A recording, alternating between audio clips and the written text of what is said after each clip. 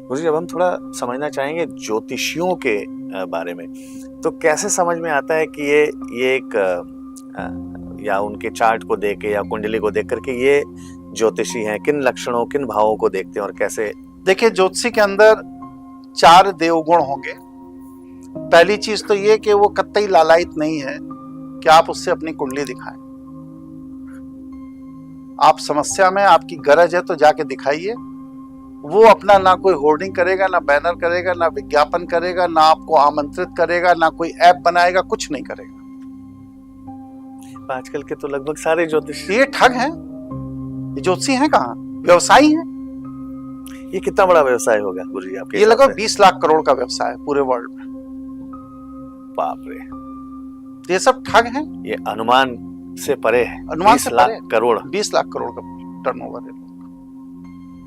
भारत का जीडीपी लगभग आज के डेट में 20 लाख करोड़ के आसपास। हाँ, तो लगभग इतना ही इनकी इनकम है। पूरे विश्व के आप ज्योतिषियों को उठा के देख लीजिए तो वर्ल्ड वाइड इनकी जो इनकम है लगभग इतनी ही है।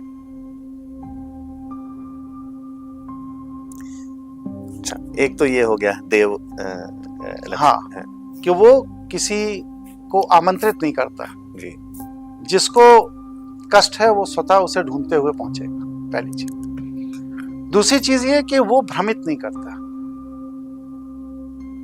आज जो ज्योतिषियों का एक स्वरूप है कि रत्न पहनाने के लिए, अनुष्ठान कराने के लिए या किसी कार्य के लिए आपको भयाक्रांत कर देते हैं। अरे भाई, आपका तो मार्केश चल रहा, अरे काल सर्प योग चल रहा, अरे कुंडली तो मांगलिक है, पितृदोष है, वंश हानि दोष है। ये जो खतरनाक 10-12 शब्द इन लोगों ने बना रखे हैं, डर जाते हैं। घूम के उसी की बात आपसे करेगा जी।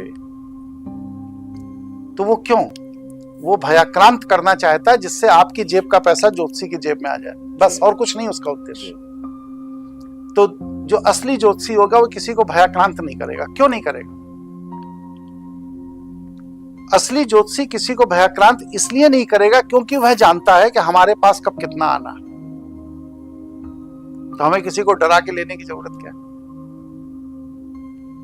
तीसरी चीज, जो भी असली ज्योतिषी होगा वो जब कुंडली खोलेगा तो सबसे पहले आपकी पुरानी घटना बताएगा कि आपके साथ 2014 में ये हुआ होगा, 2017 में ये हुआ होगा, जब आप 6 साल के थे तो ये हुआ होगा।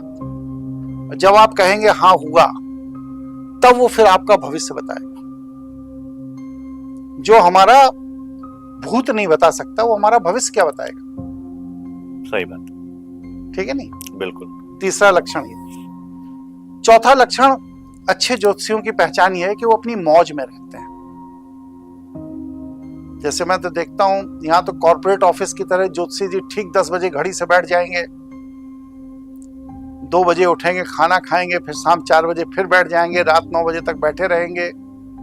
ज्योतिषी नहीं हो, व्यवसायी हो। क्योंकि ईश्वर की कृपा, ईश्वर का निर्देश घड़ी देख के नहीं मिलेगा ना। वो तो जब ईश्वर की कृपा होगी तब वो मौज देगा, तब ज्योतिषी बताएगा क्या होना है। तो मतलब गुरुजी, अगर कोई इसे अपने ज्योतिष विद्या को प्रोफेशनल तरीके से अगर वो उसको एग्जीक्यूट करना चाह रहा है, मैनेज करना चाह रहा है, कर ही नहीं सकते। नहीं कर सकते ना। आप बताइए कौन सा ऐसा प्रोफेशनल तरीका है कि भगवान की कृपा 13:16 से शुरू होगी और 13:03 पे खत्म हो जाएगी? कौन सा तरीका?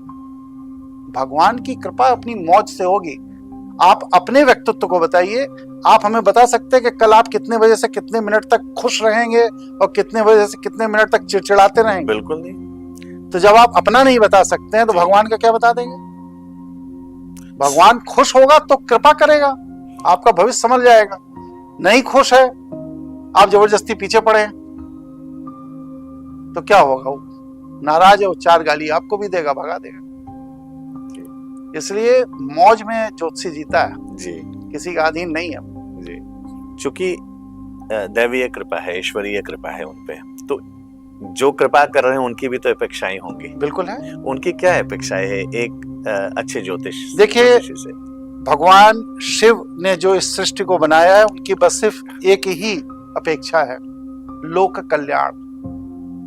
आप अपने जीवन को जीव जंतु, पशु पक्षी, वनस्पति, मानवता के लिए समर्पित कर दीजिए। जी किसी का दोहन मत करिए, किसी का शोषण मत करिए। आप जब समाज के लिए जीते हैं, लोगों के लिए जीते हैं, पशु पक्षियों के लिए जीते हैं, वनस्पति के लिए जीते हैं, तो ईश्वर आपको स्वतः इतने हाथों से देना शुरू कर देता है कि आप संभाल नहीं पाते और आपको मजबूर होकर बांटना पड़ता है। बहुत सुंदर। ये तो आम इंसान के लिए भी ये सभी लागू के होता लिए, है। सभी के लिए है। जी, आप देना शुरू करिए, ईश्वर आपको देना शुरू कर देगा। आप रोकना शुरू करेंगे, ईश्वर आपकी प्रगति रोक देगा। जी, सामान्य सी बात है। जी।